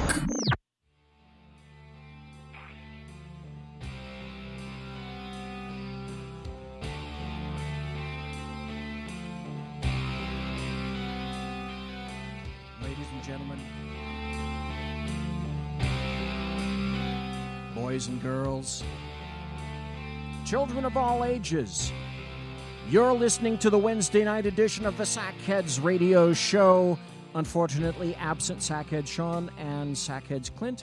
It is instead, in lieu of, it is, I guess I could say Sackheads BZ, because that's what I am on Wednesday. And we also have the pleasure of speaking to Jersey Joe, who has his own show on the SHR Media Network. He is called the Reaver of Common Sense. And for those of you who just tuned in, Jersey Joe, could you please tell us, you're going to be moving from when to where, sir?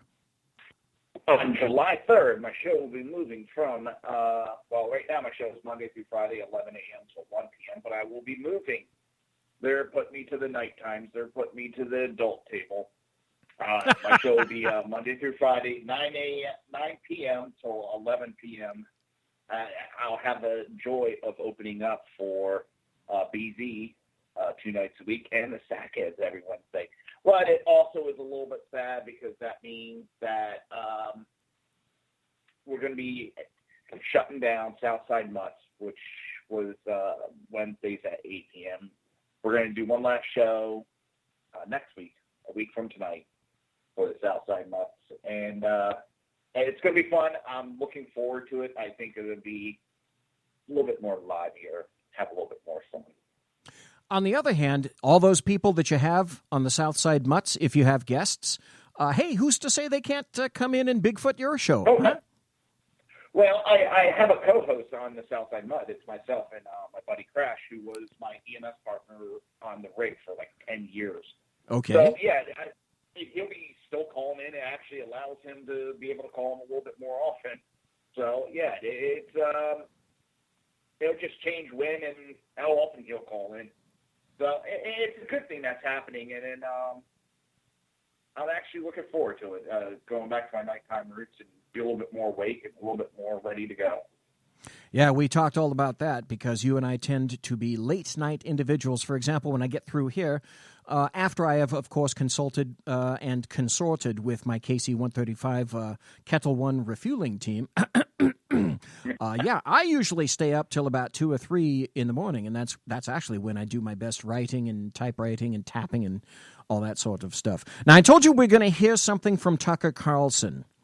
And he's one of my favorite bros left over at Fox News because there's not a hell of a lot of them left anymore. No, there isn't. That's a story for another time.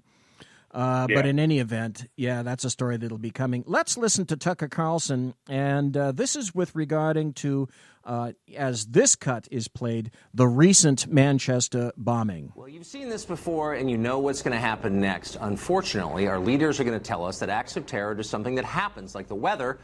Just accept it and move on. There is nothing you can do, or better yet, just pretend it's not happening all around you. Right. And isn't that just what Sadiq Khan was saying? And isn't that what Mayor Bill de Blasio is saying? Much of them. Yeah, it's defining deviancy down. As Caddy K, the BBC, put it this morning, Europe is, quote, getting used to attacks like this because they have to, because they're never going to be able to totally wipe this out. You hear that a lot, but consider it for a minute. Why is violent terrorism an inevitability in Europe now? Unless you grew up in Northern Ireland or Italy or the Basque country, terrorism was not a significant hazard a generation or two ago. Ask someone who was alive then. This is new. Something has changed. What is it? Well, the answer, as most people understand, but relatively few admit, is that demographics changed. There are a lot of Muslims living in Europe now. Bingo.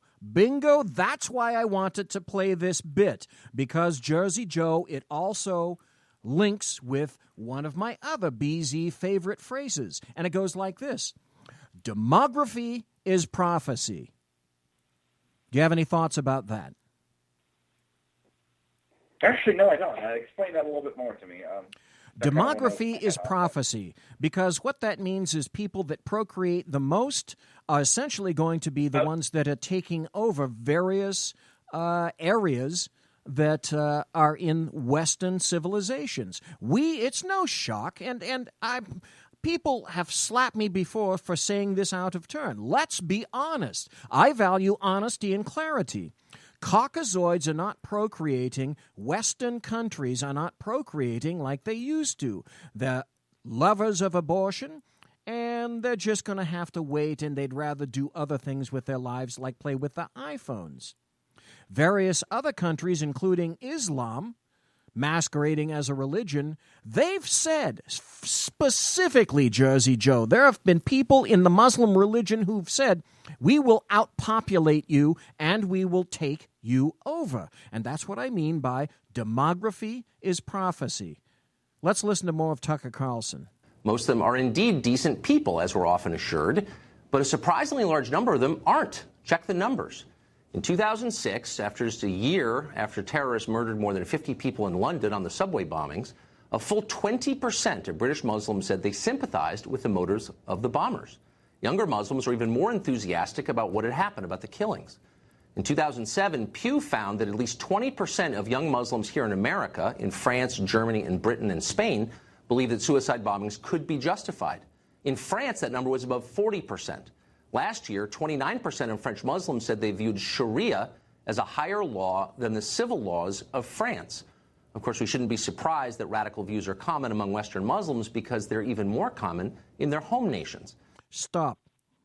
There was an article that came out, and I published it in my blog last year and the year before that, 2015. And again, it was from a Pew Research poll that indicated that the majority of Muslims already, Jersey Joe, in the United States, 51% of them believed that sooner or later Sharia law should have supremacy over United States law.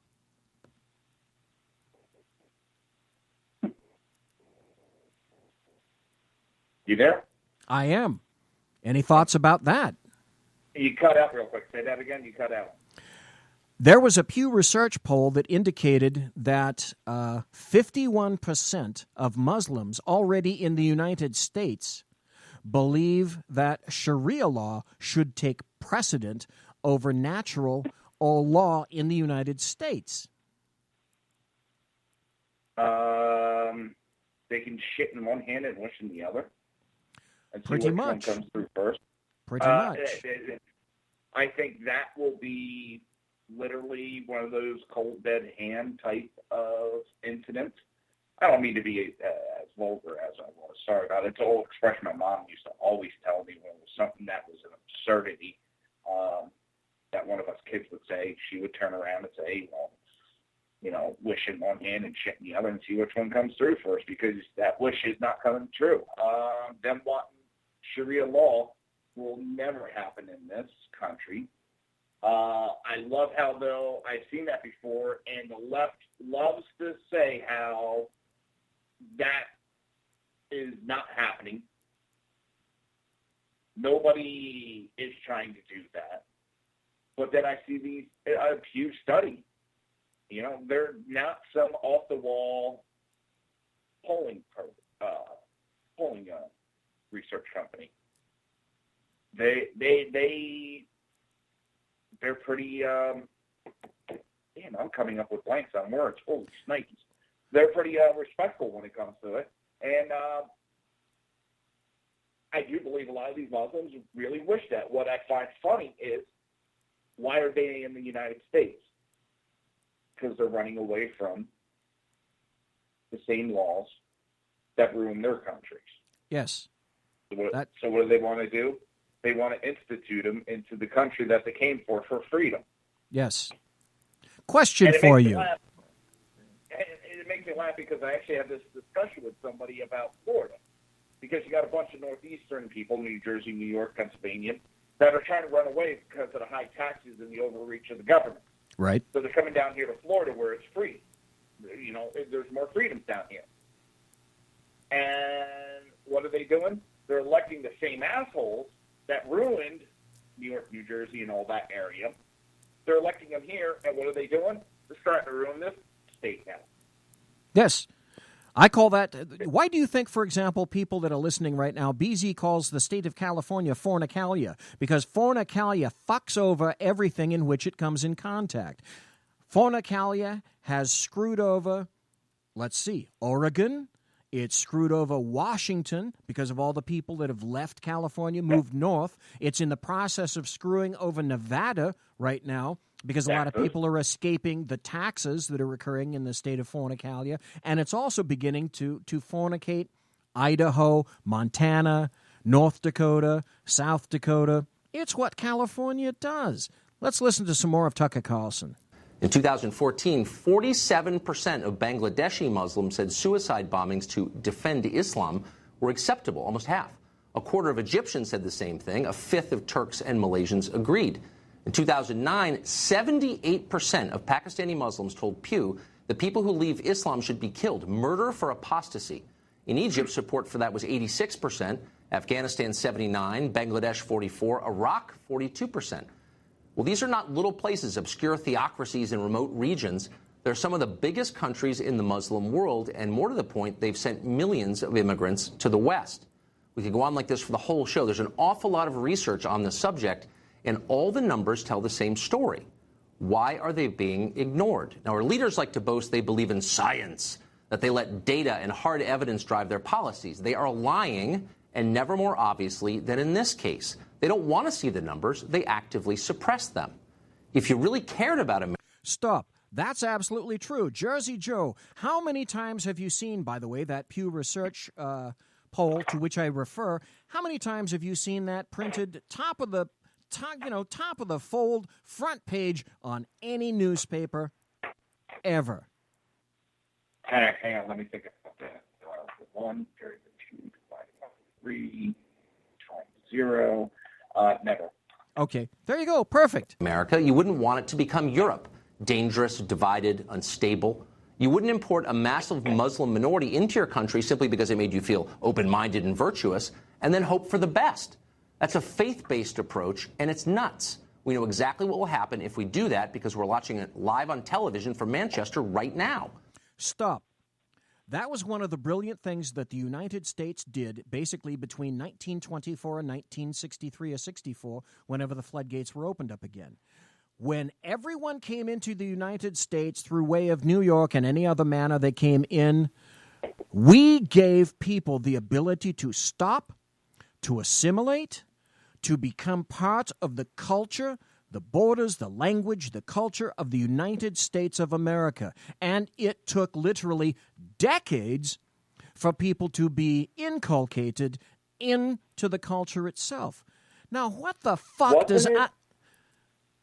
I'm sorry, go ahead, sir. Wasn't it after World War II because we had such an influx of immigrants that they closed down immigration into the United States for several decades to give time for everybody to assimilate into the culture? Yes, essentially immigration, such as we know it now, was stemmed between roughly 1924 and 1964, and that was to allow people time to assimilate. And then we decided that we were going to open it up to various specific strata of individuals that heretofore had not been allowed into the United States, and then essentially at that point the floodgate was open. But that's the time necessary for people to be invested in the nation and in the culture. What the fuck is Angela Merkel thinking when she believes that literally millions of Muslims, and I mean specifically Muslims, there's about 0.09% of Christians that are parts of that. What does she think that millions of Muslims are going to do when they're thrown into another society? Does she think that they're just going to say, oh, yes, Germany, we love you? Let's continue. If you really cared about the country you led, you'd figure out how to make sure that every person you imported of any religion enthusiastically shared your most cherished values: tolerance, pluralism, free speech, equality under the law, just for starters. You tell them not to litter, by the way, when they're here, too. We do the opposite. Our leaders worship multiculturalism, so we encourage immigrants to reject our culture in favor of their own, because all cultures are equal, except they're not all equal, as we were reminded last night with the murder of children in an arena in Manchester. Defend what you believe or you will lose it. That's the message of Manchester, just as it is also the basic lesson of all of history. But what if you don't believe in anything at all? Our leaders don't. Maybe that's why they can't defend us. Any thoughts about that? Because I sure as hell have some. Go ahead. I'll let you go first on this one. What happens to a society when it no longer deems it necessary or important to be able to defend itself? That society ceases to exist. Exactly. I would submit we're on our way. Definitely, the EU is on its way. And again, thank God, Jersey Joe, thank God for the Atlantic Ocean. And I'm still dumbfounded what our politicians are thinking about. I don't think they're thinking. Blindly. I think no, they got to be. They're not that stupid. The whole Democrat Party, they got an end game. They got a reason for something. And I've seen a lot of different reasons, and they're all pretty solid ideas. But you have to have some kind of, I hate to put it, some kind of master plan of why you're willing to destroy And I know there's been differences between Democrat Party and Republicans for going back till, creation of the Republican Party. They fought back and forth. But I've never seen in my lifetime the split and just how destructive the Democrat Party is now. Since they really pushed after 9/11, and they pushed this whole political landscape,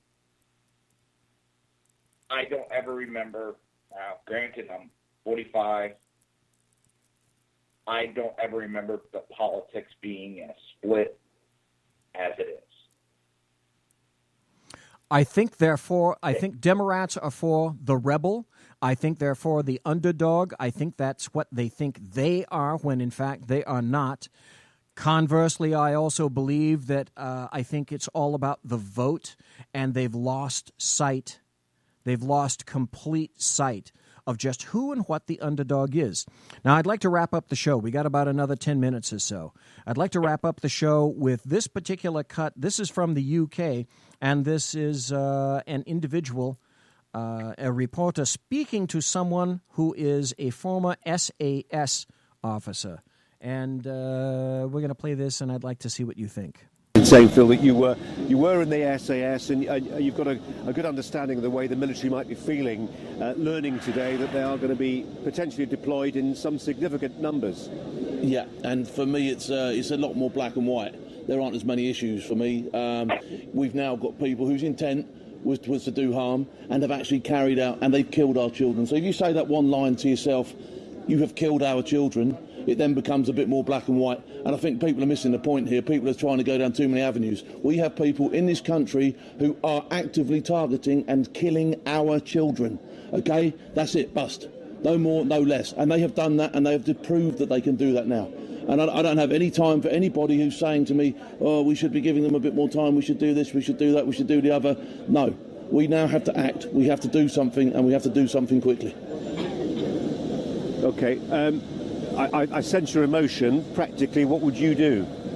I think that, all these people that have shown intent, no matter how big or how small, whether it be a photograph waving a black flag or whether it be, turning up to a demo and holding a placard, I think if you've got stuff on your phone, if you're arrested, if you have stuff on your phone or your IP addresses, a reeking of this stuff, this ideological rubbish, okay, you need to be dealt with straight away. And when I say dealt with, that means you go back to wherever you came from, or alternatively, you're locked up. Well, if you're born in the UK, what if you were born in the UK? You're locked up. A lot of these people were born in the UK. Where do they come from? That's fine. It doesn't matter. Well, they can go to prison. They can stay here, but they can go to prison. They are no longer required in society. You can't jail people. Sorry, Phil Campion, but the danger is, of course, there's understandable indignation. People are angry, but there's a danger, and we've seen it before. There's a potential danger that if you, in the eyes of some people, overreact, start jailing people without necessarily reaching a sufficiently robust evidential test. Now, I'd like to stop this right here, because this guy makes an excellent point. And this is what I'd like perhaps you, Jersey Joe, to weigh in sort of on the final few minutes. When we, as a nation, when the UK, when the European Union nations, when they do, in my opinion, not as much as they should be doing to stem the tide of an Islamic flood like this that results in terrorist activities, and these are increasing. They are on the increase, and the body count is starting to rise. They're the ones that, in my opinion, are going to be responsible for those, like this guy, who are going to tend to cork off. That's a natural human emotion. Right or wrong, we're all human, and we're going to be emotive when, specifically in that kind of a case, in Manchester, children are killed. And that will tend to lead to a violent reaction. Right or wrong, and I would say initially probably mostly wrong, but you can understand why people, when they feel like they're threatened, they're trapped, they're cornered, and they can do nothing about it, you're going to get a reaction. Very similar to what this guy is saying. Very similar to what parents are probably thinking right now in the UK, and you have illustrated Jersey Joe.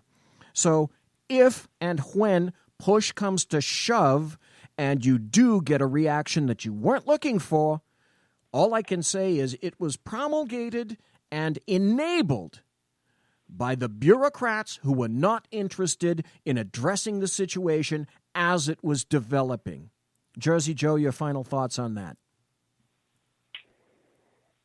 They kind of created a powder keg by silencing and pushing everybody to shut their mouth that they have to accept. And they've created this powder keg where it's ignited in the UK with the deaths of these kids.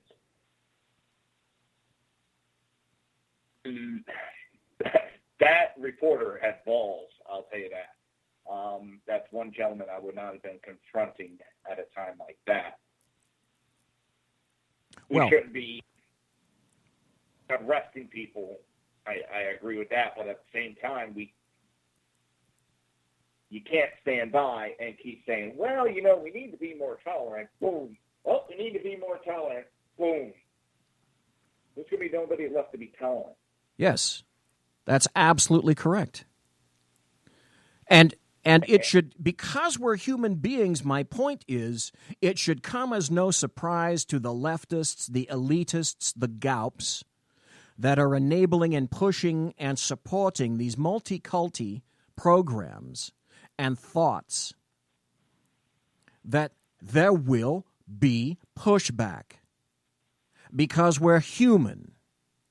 It would be pushback in any country that found itself invaded by another force, so to speak. So the results, if they come in that direction, they should not entirely be unanticipated at all.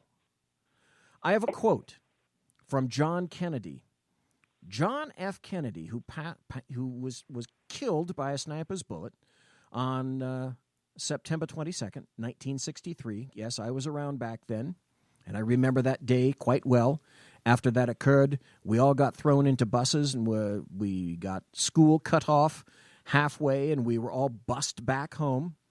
He had a quote, and it was this: "Those who make peaceful revolution impossible will make violent revolution inevitable." Jersey Joe, any thoughts? I kind of laugh because I've been hearing some of these anti-fascists using that quote too. But that's the thing, they've been pushing the right so far that they're backing some of these people into a corner. And some of these people you don't want to back into a corner because they're the most dangerous when they're backed into a corner. It's not going to end well. And I still do. I talk to my parents, and my dad at first thought I was nuts, and now he's starting to agree with me. We are on the verge of a civil war, and it seems every day we keep taking a step forward. We don't need that. We got enough problems going on when it comes to Islam and all that. But when they push and push, you're going to get pushback. And words aren't cutting it right now. No, absolutely, they are not. They're not. It's not working. It's not working at all. And I am with you. I hope, and I even hate to use that word, hope, because it's so trite and overused. But yeah. I hope that it doesn't come to some kind of a revolution. We all know, basically, who's been more violent in the past number of years. It's been people on the left. I have a book to prove it that I'm going to refer to in a blog post in the not-too-terribly distant future. I hope it doesn't come to that. I'm afraid it may. Ladies and gentlemen, boys and girls, children of all ages, we're going to have to wrap it up right now. We got about a minute left. You've been listening to the Sackheads radio show on the SHR Media Network. I am BZ, the Bloviating Zeppelin, Sackheads BZ, when we've been speaking to Jersey Joe, the Reaver of Common Sense. And where can we find you, Jersey Joe? Do you have a blog? Do you have a link? Do you have anything of that? How about Twitter? Go, sir. Okay, you can catch me on Reaver.1 is my website for social media, whether it's Facebook or any of the other many social medias. You can catch me at Jersey Joe Talks. That's at Jersey Joe Talks. Or you can just catch me here on SHR Media and High Plains Planet Radio every Monday through Friday, 11 a.m. to 1 p.m. Starting July 3rd, it will be 9 p.m. till 11 p.m. Thanks for having me on. Jersey Joe, thank you very much, sir. God bless. People, it's time to leave. Thank you for listening. Don't forget the BZ's Berserk Bobcat Saloon is on tomorrow night at 11 p.m., 8 p.m. Pacific. God bless. Take care. The best late-night conservative talk show in America, Sackheads Radio. And listen, there are no people better on the air to give you the best in conservative talk than Sackhead Shaun and Sackhead Clint. And we're working on the immigration papers for a certain other guy who happens to work here, too. For those who are tuning in around the world to the best in late-night conservative talk, Sackheads Radio. Sack News. Sack News. Radio. Sack News. Sack News. Radio.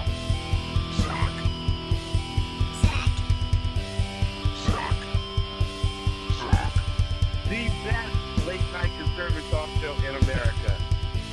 In America. In America. And in this web was a large, I'm pretty sure it was the biggest spider I've ever seen.